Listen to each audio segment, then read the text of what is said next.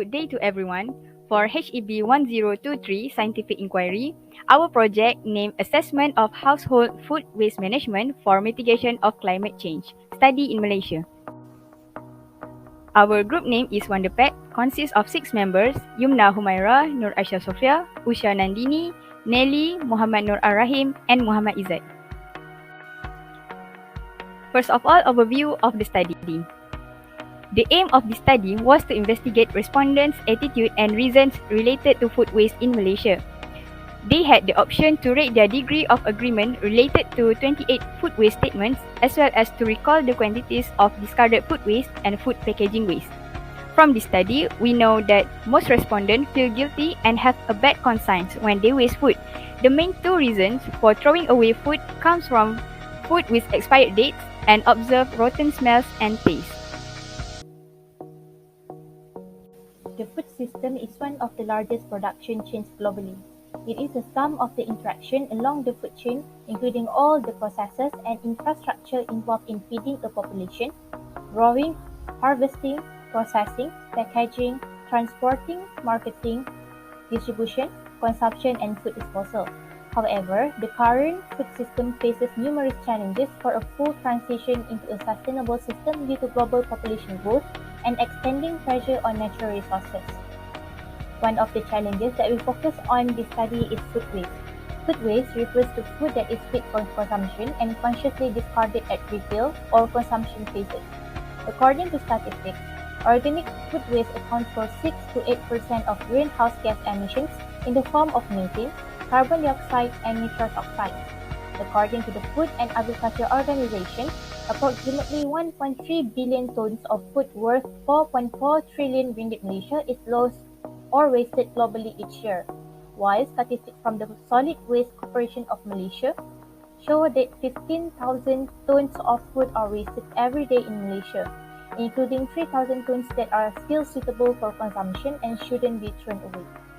The figure conveys the perception that Malaysians are still not making a conscious effort to reduce waste, as a substantial number of waste may be attributed to Malaysians' higher consumption rates. The Malaysian government has taken several measures to address this issue in accordance with the Paris Agreement at COP26 and COP26 agenda. According to the United Nations Framework Convention on Climate Change, the Paris Agreement is a legally enforceable international convention on climate change. The Paris Agreement aims to maintain global warming considerably below 2 degrees Celsius, preferably 1.5 degrees Celsius compared to pre-industrial levels.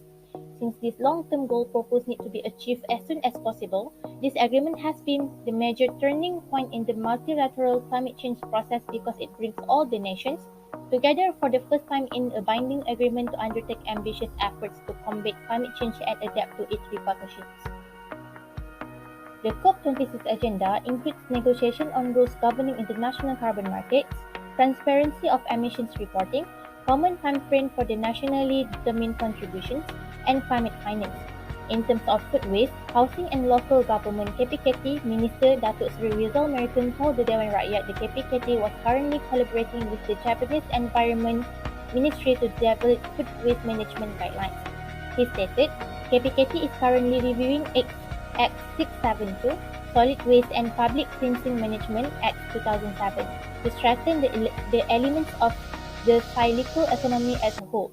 The current enforcement of Act 672 covers all types of controlled solid waste, including food waste. Other initiatives taken by Malaysia is the Renewable Energy Act 2011 implemented the feed-in tariff mechanism to accelerate renewable energy growth in Malaysia, and since then, renewable energy installed capacity has grown 5-fold between 2009 and 2014. Discussion on what is the individual perception of food waste and how does food waste management affect attitudes, subjective norms, and perceived behavior will be further explained. This is our conceptual framework which we had based on through our entire research. For literature review, we focus on 4 aspects which are attitudes, subjective norm, perceived behavioral control, and environmental concern. For attitude, as many studies have shown, food waste is caused by a variety of factors.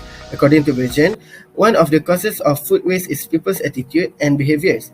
The public's lifestyle choice had the biggest impact on their sensitivity to an attitude towards waste concern.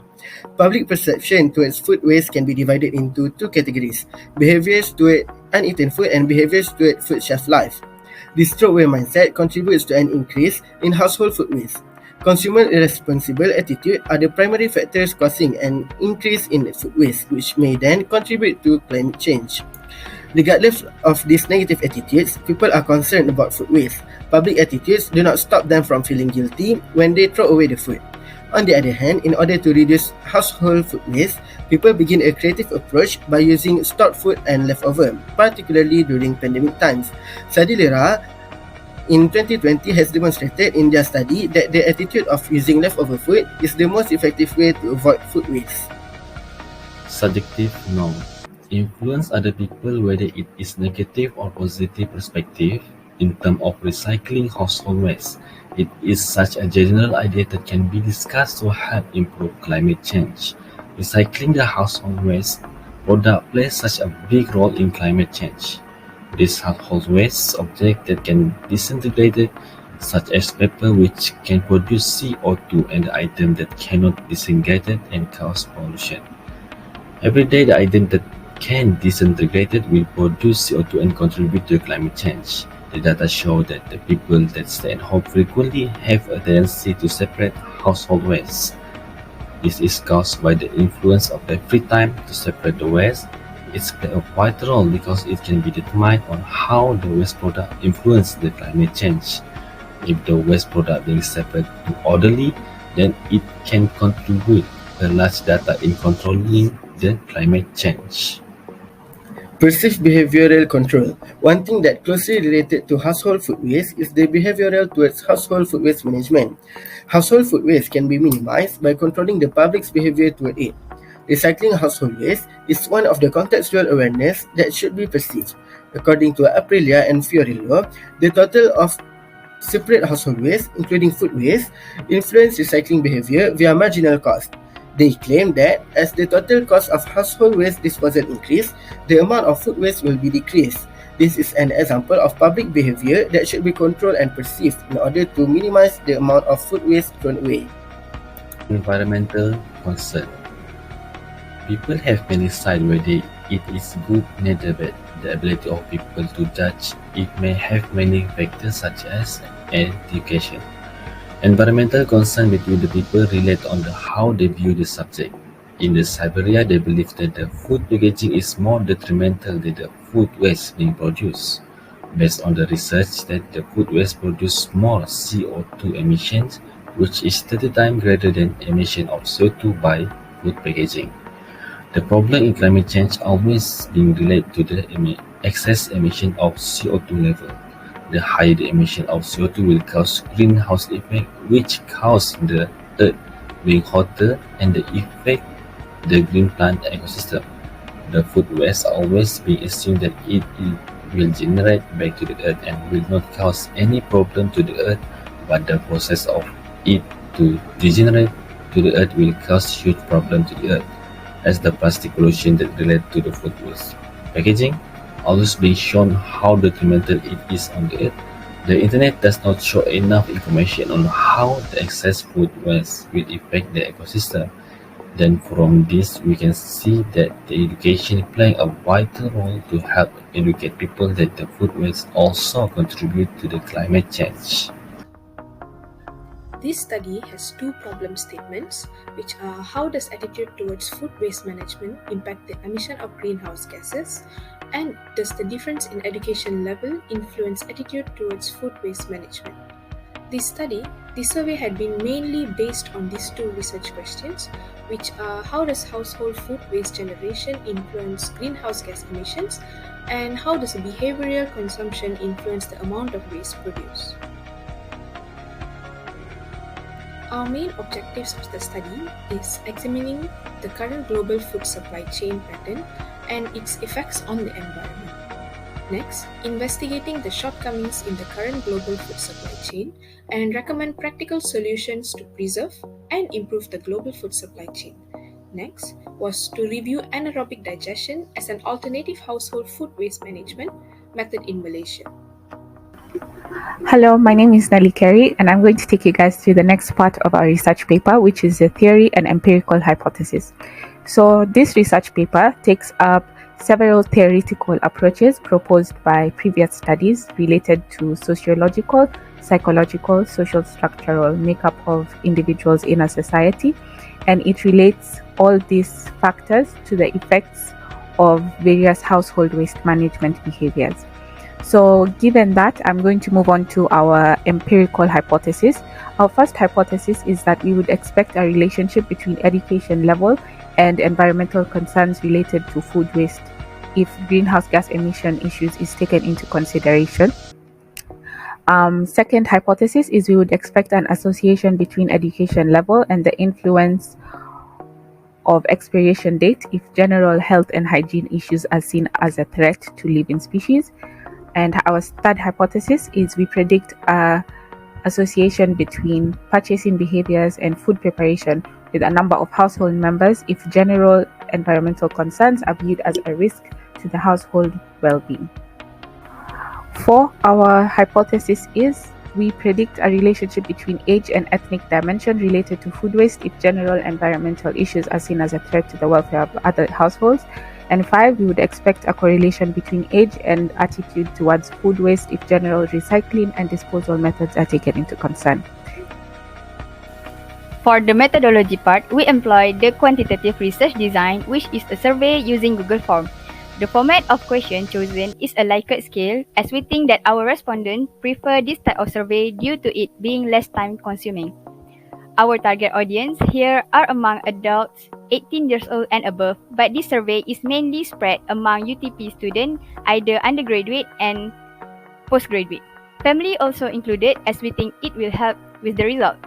Next, the context of the survey. It is divided into 6 measurable competencies to assess our proposed research objective. Appropriate modification and question structure were done to make it easy for respondents to answer it. The 6 competencies mentioned are ethics dimension related to food waste, environmental concern related to food waste, purchasing behavior, food preparation, influence of expiration date, and attitude towards food waste. Our questions were adopted by the reference journal listed that we find suitable to use. As I mentioned earlier, we use the 5-point Likert scale where 1 will be the least agree or very little and 5 is strongly agree or more than it should, depending on the type of competencies asked. To analyze the data obtained, we use the analysis of variance or ANOVA and correlation approach.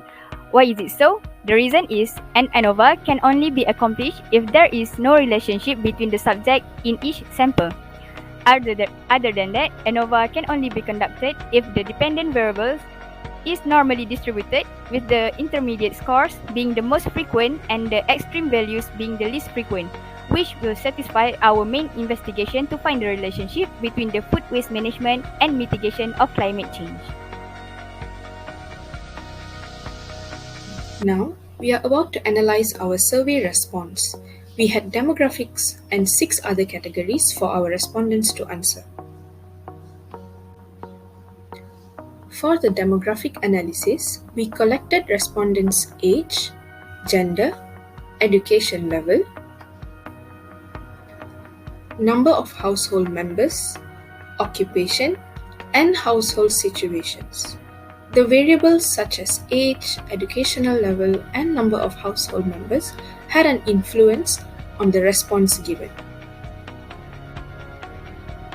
The first aspect was ethic dimension related to food waste. So the highest agreement among the respondents was regarding the statement that they feel guilty when wasting food because some people don't have enough to eat. They least agreed with the statement of trying to avoid wasting food but still do it. Respondents feel more guilty about wasting food than it is helpful to undernourished people. These respondents also feel guilty because there was food that could have been stored. For aspect number 2, which is environmental concern related to the food waste, Respondents believed that food packaging was a bigger environmental problem compared to the actual food waste. They are always concerned about the time and effort required to grow, harvest, pack, and deliver this food, so they try to reduce food waste. The next aspect is purchasing behavior. Very few of the respondents do meal planning, but they tend to buy things in bulk when there is a sale. A vast number of them are worried about the cost of food that is thrown away, showing that respondents care about their expenditures. Almost 50% of respondents stick to their shopping list and do not purchase goods that are already at home. The following aspect is food preparation.